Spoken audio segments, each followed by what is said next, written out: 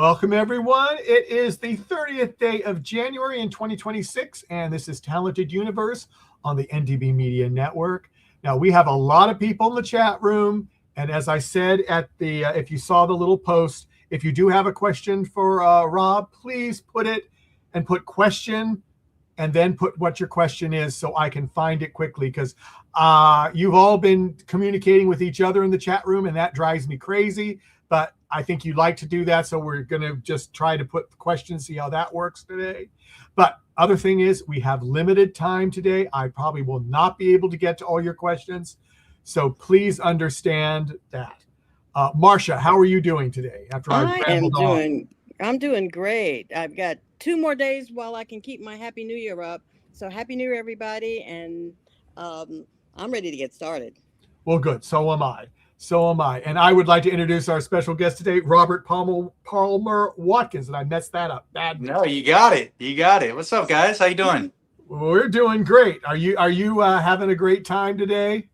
I'm having a great time today. Thank you for asking. We got some sunshine. I'm in California. I'm over near Santa Monica, and it's a beautiful day. I went and got some coffee, and I'm excited to be here with you guys. Well, I'm at a balmy 28 degrees. If that, I might even be lower than that. I don't want to. Well, I'll look just because. But you know, it's just been bitterly cold on the East Coast. I didn't mean to rub that in. That was very. No. You have a host from Sacramento, and she used to rub it in all the time this time of year. So, I was correct. It's only 21. There you go. Oh my gosh. Yeah, 21. Hey, it was 7 degrees this morning, so it's a lot warmer than it was. But Rob, how I'm gonna hijack Marcia's Wayback Machine, and I am going to ask you, what got you into acting from the beginning? Oh man, well I was always a really creative kid. Like when I was little, I was very into animation, and I actually thought that I would grow up and be an animator. That was my dream. I mean, I drew all the time. But I don't know. I think in high school was when I got convinced to try out for the play, and it wasn't necessarily the cool thing to do, So like, I was a little reluctant at first, probably, but I always had a camcorder, in the neighborhood with my friends. I was always filming stuff. And again, I was already a creative kid, but I was more of like a drawer. So I got convinced to do the play in school, and I just loved it. I mean, I just like right away, I was like, oh, this is what I want to do.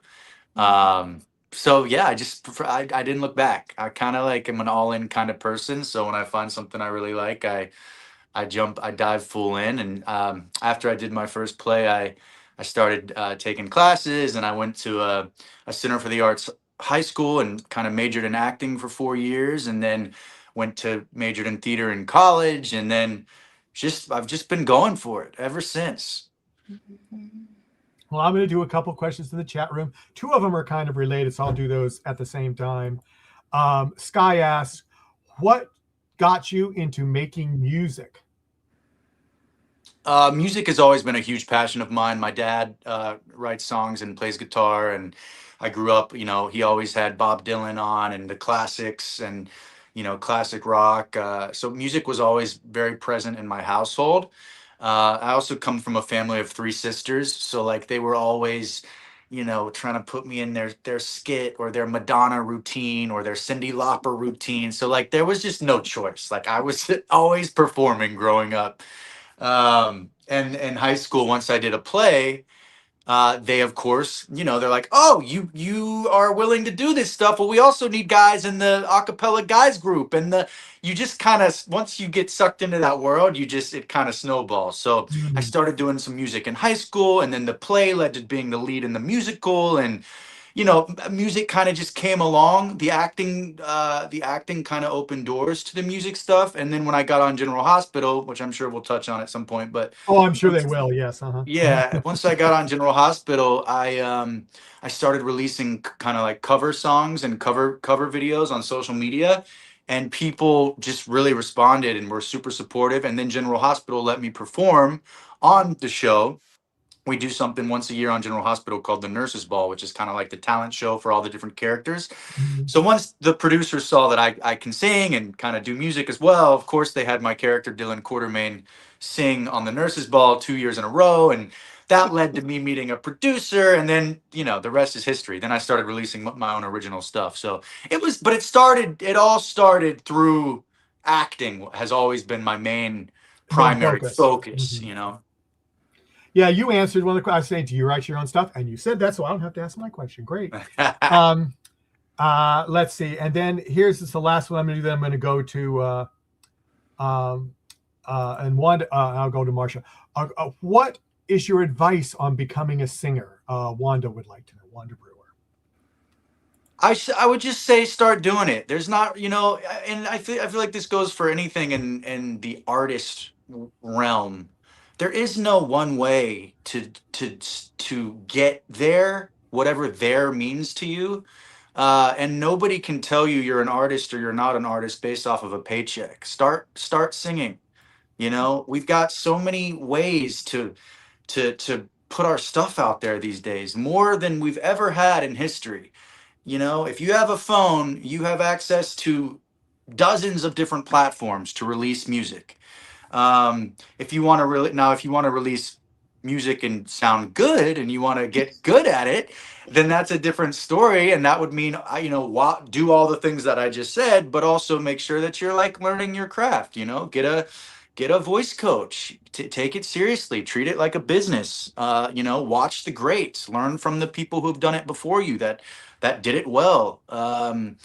Work on vocal lessons, learn an instrument, learn how to make your own music. But there is no one path to being an actor or a painter or a singer, or it's kind of a crazy industry to get Yeah. involved in. So if you're crazy enough to do it, then there's not one answer to do it. Otherwise it wouldn't be crazy. The reason it's a crazy thing to get involved in is because there is no guarantee, and there is no, oh, if I do A, B, and C, it'll lead to D. It's not how being an artist works. Yeah. So you got to kind of just be crazy enough to do it. And I would recommend to anybody that's an artist that's going to pursue that as their means of income, you got to really love it. You just have to love it. This is not something you want to get into because you want some fame or you want some Instagram likes. That will come if you focus on the things that matter, and the things that matter are just getting good at what you do. But yeah, there's no one path. I wish there was. I've been trying to find the handbook for 25 years. Yes, probably. Yeah, the people that have the handbook, they won't let it be released because they don't want to let everybody know what's going on. Yeah, they don't have one. I think I mean, really the only handbook maybe that there is where it's like, oh yeah, that's probably going to happen for you, is maybe somebody who was born into it, Yeah. and their parents were super famous or successful.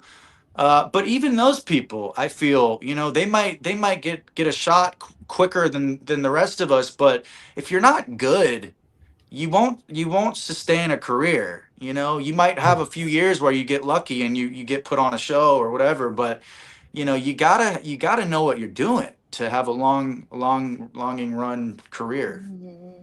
That is so true. Marsha, I'm going to let you go because I've got lots more questions in the chat. Yeah. So Rob, we know you've done so much. We could be here for like 3 days talking about it. But let's go ahead and dive into General Hospital, because I'm an OG General Hospital fan. And I Hey. understand your mom was a General Hospital fan. So we remember the Quartermaines from the beginning, the Anthony Geary, the Laura, Luke, all that. How much fun was it to step into such an amazing franchise?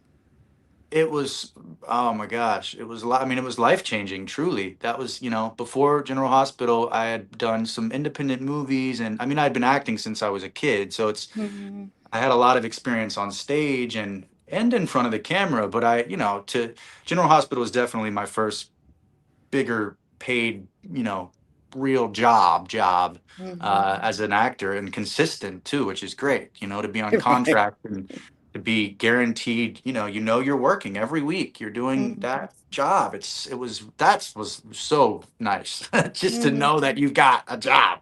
Mhm. Um, but yeah, it was amazing. I mean, to go back on, my mom actually wasn't a huge fan. My grandmother was a huge soap fan. Okay. Now my mom was obviously a fan of, I think everybody was a fan of the Luke and Laura days Oh back. yeah. I mean, that was such an iconic storyline. General Hospital is known for that Luke and Laura story, Mhm. decades ago. It was such a groundbreaking, iconic kind of storyline. So she watched that, of course. But no, my grandmother actually kept up with soaps. She passed away by Mhm. the time I got on General Hospital. So, Mhm. but I know she was looking down, very proud. Mhm. But yeah, I don't know if I answered your question. Basically, it was life changing. I mean, it was so Yeah. fun. It was so cool. And my first scenes on the show were with Anthony Geary and Jane Elliott. So there's Luke right there from the storyline we were talking about, Yes. and then we got Jane Elliott, who's equally as iconic. And to be thrown as a young actor, kind of fresh on the scene, to be thrown into a legendary kind of staple character, Dillon Quartermaine, the Mhm. Quartermaine family, and then for my first scenes to be with two of the greats, it was very humbling. But I don't know. I also felt like, yeah, I'm supposed to be here. It Mhm. felt right. They were very, very gracious and friendly and welcoming. So that helped. Yeah. And we lost Anthony Geary a little while ago. So, I but know. They just actually they re-aired his farewell episode from General Hospital, which I was in that episode. So I was back on General Hospital like January, I think January 1st, they re-aired that episode as a tribute to Mhm. him, which I thought was really very classy. Yeah, absolutely. And so, and another huge franchise you kind of dropped into was The Walking Dead Yeah. World Beyond, which had to be another huge step onto uh, that milieu. Yeah, that was crazy, right? And that was in the middle of the pandemic. So Yes. that was a huge blessing in more ways than one because we were all going stir crazy, Mhm. and there were a few shows starting to get into production again and kind of slowly opening up again. Obviously there were all the protocols of the masks and the testing, and it was a very weird, interesting time to film something, especially on that magnitude, a massive show like that, because all of the COVID protocols were in place. So it was different filming, during that time, Yeah. for safety reasons and everything that was going on, obviously. Mhm. But it was such a blessing. I mean, it was like I was like so we were all feeling so cooped up and so ready to like work again, so to get that job on, like you said, I mean, that show is just like a huge, awesome franchise. So to be part of that world, and then my character started as kind of a smaller character. I was more of like a supporting character that kind of occasionally would pop in, and then they Mhm. brought me back for season two, and I became, a pretty Mhm. regular character in the show, and then had a huge epic finale in the last episode. So yeah, I Yeah. mean, it was, again, that was kind of one of those things that just kind of happened and then snowballed, and all of a sudden I was like, oh wow, like Mhm. I'm in 7 episodes. This is awesome. So super, Mhm. super grateful for that. Yeah, and the stunts that you had to do in World Beyond, we know that that's a kind of there's a lot of physicality that you were involved in. Did you do your own stunts? Yeah, we did that massive fight scene that I had with Mm-hmm. Nico. Yes. That was us. We did have all the fight scenes because they're so long and intense and grueling. Mm-hmm. I mean, because it's a real fight scene. It's not, sometimes on a shoot you've got one punch, or you've got these are these are long choreographed fight scenes. So Mm-hmm. you're always going to have, on a production of this scale, you're going to have a Yes. stunt man and somebody who basically like a stand-in, or somebody who will come in and they'll basically you'll do the whole fight, but then Mm-hmm. they'll have them come in and do the whole fight as well, just so they have different coverage they can Yeah. cut to if they need to, or if one of the punches didn't land, they've got it from the stunt guy too. That way they just cover their bases. So, but yeah, I did Yeah. every move that was choreographed. I got to do as well, and it Mhm. was that last finale scene was a grueling shooting day. But it was also the most fulfilling day of on set I think I've ever had in my life, because Wow. it was like one of those, it's like really, really good hard work, like we got through it. It was awesome. It looked great. We're doing what we love, but it was very hot. We were shooting in Richmond, Virginia, and the suit that I was wearing was made out of the Mhm. same. It's like made out of the stuff that a wetsuit is made out of, whatever that That material is. neopropene type stuff. Yeah. Yeah, so there was no breathability in Mhm. between takes. They're running up and putting a COVID mask back on you. I mean, I was literally a few times about to pass out. So Wow. it was grueling, but again, like I would do that every day. Well, It was so perfect. worth it. Yeah. Yeah. And before I go back to Michael, I have your song "Walking Dead" in my head. Oh, nice. That's probably my favorite. I've listened to all your songs, and that's Thank probably my you. favorite. I love that. Thank you so much. More music is on the way. All right, excellent. Okay, Michael. That was one of the questions. Now I can't remember where I saw it, but if I come across it, I'll throw it up, and it has been answered. Oh, here it is. I found it. That was from Elaine. Asked, "Oh, when are you releasing more music?" So soon. Is that the best you Soon. can do for her? Soon is good. Very Okay, soon. I'm so getting back Elaine, into very soon. very soon. Mm-hmm. And I just lost that. Okay, here we go. No. I want to go back. Whoops. Well, while he's looking, Yeah, I want to talk about I Frat messed House up. Musical, which was hysterical. Oh my God, that you're going way back. I said I love, that's why I stole the Wayback I Machine, love the because she was Wayback going to use it Machine the rest of the time. I knew that. Here with we your go. little bow tie and the whole. Wow, that's like one of my first things I booked out here. Mm, That's an old one. Yeah, that was a fun one though. That was for I think it was like three Subway. episodes. Yeah, Subway yeah. restaurants did a Hmm. thing. Yeah, that was so fun. That's so crazy. You went back and watched that. So you scoured through my IMDb, huh? Oh, you know it. She You does know more it. than that. That's hilarious. I love it. And then Tub Life. I actually watched that this morning. The Oh, pilot for cool. Tub Life, Uh-huh. which I loved with your relationship with your sister Oh, on thank that you. with her Yeah, little we soap actually opera. Hmm. we wrote that. Myself and my friends wrote and produced that, and we did that during COVID as well. Yeah. While we were all going crazy, we needed something to work on, so we produced a pilot, and yeah, super proud of Mhm. that one. It was a lot of fun. Yeah. Okay, Marshall, let me have it back again. Okay. Okay. Christine Travers asked, what role or character would you like to play that you haven't done yet? Is there any particular one?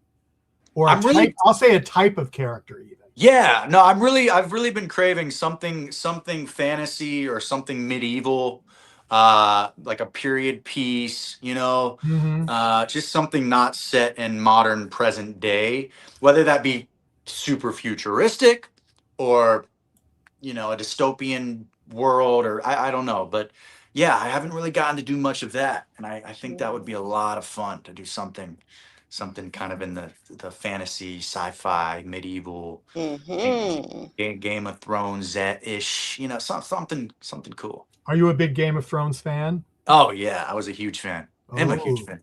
cool, Yeah. cool, cool. Are you watching the new series that's out now? The I, prequel? I'm yeah, I need to catch up. I'm a little bit behind, but Shame on you. Shame on I you. know, I know.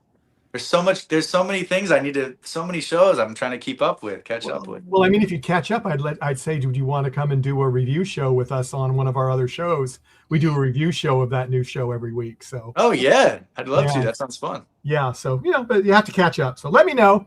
Okay. Let's see. And my Razavinsky, I'm sorry, Rob. Can we expect you to do singing and dancing in your future verticals? That would be fun. That would be very fun. I know that the vertical world is definitely expanding and Hmm. growing. It And I think we're going to see a lot of new, heightened, evolved, diverse storylines as these things Mhm. grow. It doesn't look like they're slowing down, as you guys know. I No, mean, no. there's an announcement like every day, from Hollywood. That Fox is jumping in, Disney's jumping in. Everybody's got their eye on this category, and I think we'll see a lot of new storylines. So I hope so. I would love to. Yeah, I'd love to do a music one, or a musical one would be super fun, like a La La Hmm. Land kind of vibe. So we'll see. Okay, and just sticking with the little vertical theme here, Wanda wants to know your favorite vertical roles you have done so far. Have there been any that have stood out to you that you've really enjoyed doing because you like the character, the people?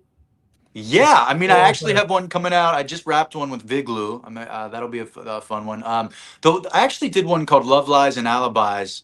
A little while. It was over a year ago, but that was really fun because it was told through the male perspective, and a lot Mm, of the verticals, the more traditional verticals, are kind of told through the female lens.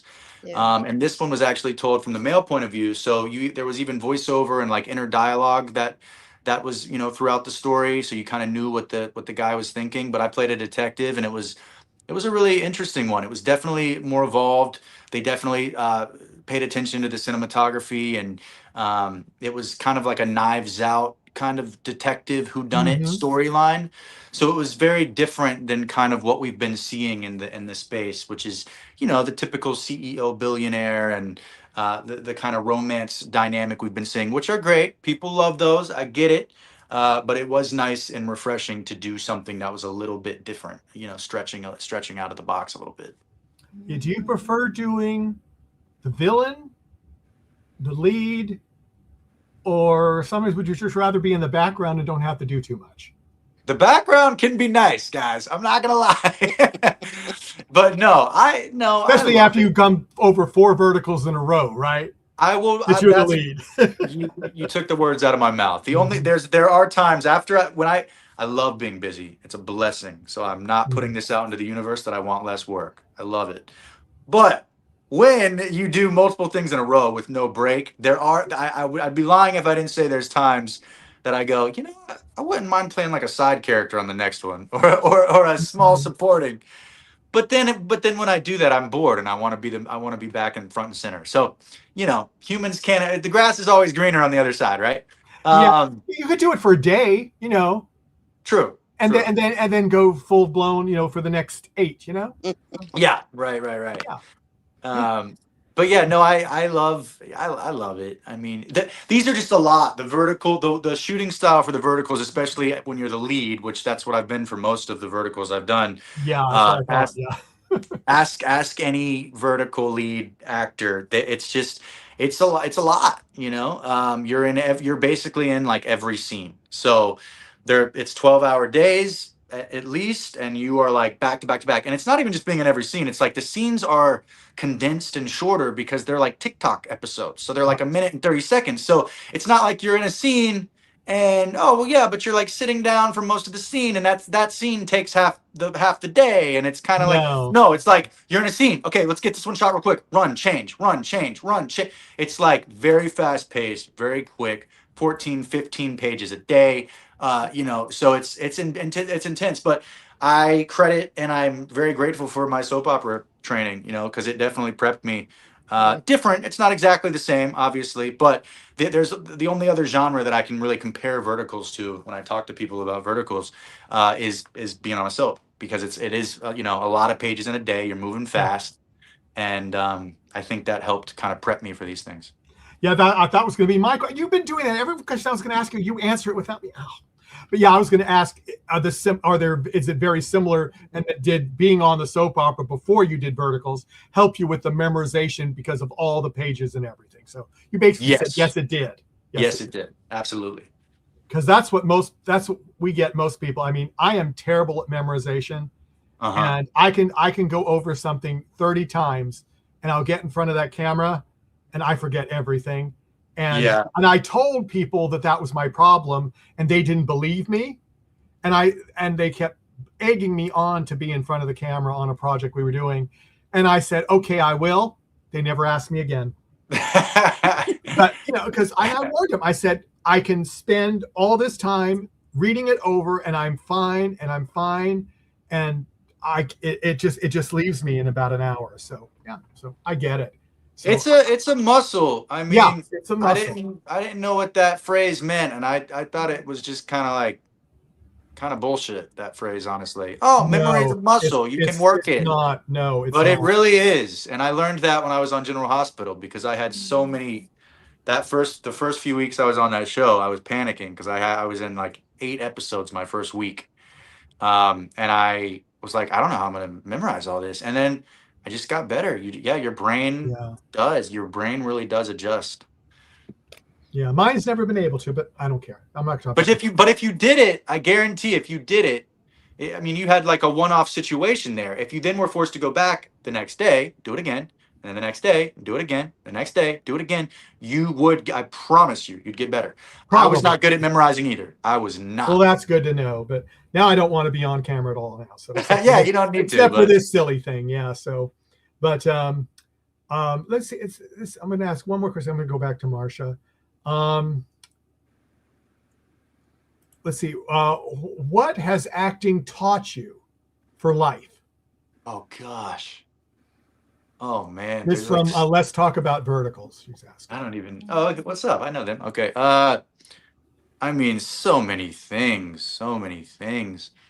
I mean, it's like that's such a crazy question, because with acting and art, I guess in general, it's like literally life is teaching your art and art is teaching your life. They're literally like mirrors of each other. So it's, I don't even know where to start with that question, but I'm always evolving. All of us are always evolving, right? So then your art, if your job is to, you're an artist and you're telling stories about life, which is always evolving, then your art's you're always learning off each other. So it's bizarre. Like the second that I think I understand what I'm doing, I'm quickly reminded that I have no fucking idea. Like we are always learning. So any actor that says that thinks they've got it figured out, I would beg to differ. You start to feel more confident, I think, and you start to feel more like, yeah, I belong in this space. Like I've earned the right to get to say these lines, but like you don't ever really know, I think the thing that the humility, then that's the answer. I think that's kind of what I was trying to say is like, I've just learned a lot of humility from it. And I also have learned to be patient with myself, because it's definitely not a sprint, it's a marathon. And that's why I go back to, why are you doing this? Do you love it? And do you feel like it's meaningful for your life and for other people? And I can still say yes to those questions. So that's why I keep going. There you go. Marsha. Yeah, among some of the you've done so many varied roles. You played the villain, you played good guy, you played, you musical. Another interesting project of yours was Trapped In, INN, the cyclist. Yeah. Now, the cycling part of that, how much of a cyclist were you? Did I look like I knew what I was doing? You kind of did, yeah. Okay, good. Well, that's all that matters, right? No, I mean, I've got a bike. I grew up with bicycles, and I'm pretty in shape, and it's not out of my wheelhouse. Let's put it that way. I like adventure. That's very funny. Good fun. And extreme sports and stuff like that. So it doesn't feel unnatural to kind of jump into that role. But I'd be lying if I said I was a trained expert cyclist. No, I'm not. And those guys really, really put the work in to get to say that that's what they do, and they're experts at that. I mean, that is no joke. To get your heart conditioned and your body conditioned to be one of these marathon riders is it's a lot. But what was cool about that role was Leah Sturgis, who directed and created the show, or the movie, she owns her own cycling team. So all the equipment, all the gear in the movie was from her team, and she actually, all the guys that myself and Matt Rife and Ricky Eugene Brown, the other characters that played cyclists, although we were actors, we were actually riding alongside her team. So she actually brought in her actual team of cyclists, these young guys that they were able to kind of guide us and help us adjust the gears, and how would we actually sit, and like, when we're going down a hill, or what is the formation like as a group when we're coming around a corner, because there's all these little intricacies and details that you don't know if you don't do that. So of course I love riding bikes, and I know how to ride a bike, and but I don't know, I haven't ever trained for it and made it my sole purpose. So it was really fun to have them on set, because they were and then of course they got, she threw them, Leah gave the cyclist guys a couple lines, so we got to kind of help them with their acting, and give, if they had a question about how to deliver a line, we got to kind of help them, and they got to guide us, so we didn't look like dummies riding bikes. And this was an interesting project. It was a kind of an alien sci-fi mystery type Yes. thing. Yeah. It's kind of ambiguous, right? Yes, Kind of definitely. think you know where the story's going the first half, and then all of a sudden you're like, oh, this is not what I thought. And Exactly. I think that was kind of Leah's point. I think she wanted it to be a little bit left up in the air, and a little bit up to the audience to decide, because the first half of the movie you definitely think it's like a COVID virus, right? Like, Exactly. and it was released, we shot it during COVID, it was released right after COVID, not long after COVID, kind of. So everybody assumes you're watching it thinking, oh, I know where this story's going, but it takes a few twists and turns, right? Yeah. And speaking about being in restricted areas due to COVID and things like that, when Comic-Con had a panel for Walking Dead, your show, World Beyond, it had to be online because of that whole pandemic thing. Oh So, yeah. but I know that it seems like you love your interactions with fans. Yeah. So, yeah, and you probably had some convention experience, that kind of interaction with fans. Yeah, I mean, I've done a couple Walking Dead fan events. One of them was in Atlanta, and I think one was out Mm-hmm. here. But yeah, those are always fun. I mean, that's, I'm so lucky that I got to be part of the soap world and that fan Yeah, base, and then yeah. I've now gotten to be part of the Walking Dead fan base. Some point I'll be part of another fan base, hopefully, right? But it's just cool it's always cool to meet the people that Mm-hmm. support the shows, because Yeah, that's why we get to do what we too. love. Yeah. And they're very different, the fan bases of the different genres, like Mhm. the Walking Dead fans come in and they've got their like gore and their makeup on, and some of them are dressed as the characters, and they look like zombies, and they're a little more like heavy metal kind of vibes, you know what I mean? And then you got the soap fans, and it's like these really sweet ladies that come in and they've knitted you a scarf, or they've got, you know what I mean? It's like different types of fans, but the love and support is the same, and it's really cool that I've gotten to be part of two. I don't know if you could have Amazing. two more different worlds of genres, right? But then again, Mhm. it's the same thing. Walking Dead is a soap opera with zombies. The storylines, the love interest, the antagonist. It's all the same thing. It's just set in a different world. So Yeah. Yeah. Well, we want to get you out of here on time, and hopefully, maybe we'll convince you to come back to answer yeah, I'd more love questions. that. Of course. Thank But you thank you guys. so much for being with us and sharing some of your life and happiness and your great aura that you have Oh, with you us guys today. too. Well, hey, it takes one to know one. I'm just feeding off of you guys. You guys were lovely. Thank you for having me on, and we'll have to definitely do it again sometime. That would be great. Michael. I'm going to go to one more question in the chat room. I'm sorry, I warned you that I might not get to all the questions, everyone. So he says he's going to try to come back. So just come back and throw the questions up again. But There we here's go. our last question. This is from Louis Pena. How did you get the role of Dillon Quartermaine on General Hospital? I auditioned. I've got at the time my manager Paulo, and I don't even think I had at the time. I think I just had my manager was my main rep submitting me for stuff, and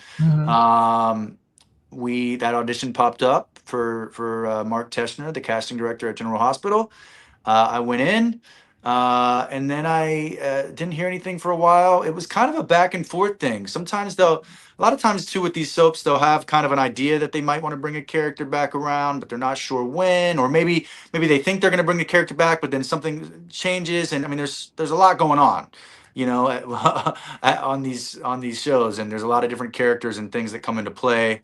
Actors availability, all the different things. So for whatever reason, I went in, and then it was a few months went by, and I didn't hear anything. And then they called me back in, and then things kind of picked up. I went in for the callback, and then they had me screen test. So it usually goes like initial audition, then you might have a callback or like a producer session, where you come in and you do the scene again for the producers, and then after that, usually for a network show, sometimes there's less steps, but for a bigger job, there's a few different steps. The final thing that I had to do was go to General Hospital, to the actual set. It's called a screen test, and it was down to me and 5 other guys, which I was like, oh my God, there's still 6 of us. By the time you get to the screen After test, all that, yeah. you're hoping that by the time you get to the screen test, it's like it's either you or this guy. You know what I mean? Yeah. There was 6 of us on set that literally went through wardrobe, hair, makeup, went up to the set on the hospital. I remember we did the screen test. That it was a hospital scene, and I was with M. Rylan, who played Lulu Spencer at the time, because that was going to be who I had my storylines with when I started. So they had M. Rylan was there, and she did the scene, and they filmed it just like they were filming the show, and they did it with myself and with the 5 other guys. So it was a full day of basically, shooting the scene, and then I went home, and I was like, man, that was awesome. I can't believe but I don't know. There's 6 of us, So I was trying to be realistic and not get too excited, but of course I was like so excited and eager to hear. And then the next day, I think it was like the next day, my manager called me and told me the news. And we didn't know it was Dillon Quartermaine. It was they don't tell you who it's going to be, especially if it's send to a fake name sometimes. It's very secretive. Yeah. So my manager called me. He said, "You booked a 4-year contract. You booked it, Rob, and you're playing a legacy character, Dillon Quartermaine." And I just I was so excited. Called my mom at her work, and they announced it over the speakerphone, and all my friends. It was one of the greatest days of my life. Those are the days you got to hold on to when it gets hard out here. Yeah, and it does get hard. Yes. Some days are better than others. Now, promised you we get you out right now. Robert, thank you so much for coming. Yeah, I do hope to have you again. In the chat room, they said, sorry I couldn't get to your questions. Please come back the next time we get him, and like, subscribe, and follow us so you won't miss the next time he's on with us. Take care, everyone. Bye-bye. Happy New Year. One more time. Happy New Year. One more time. Happy New Year.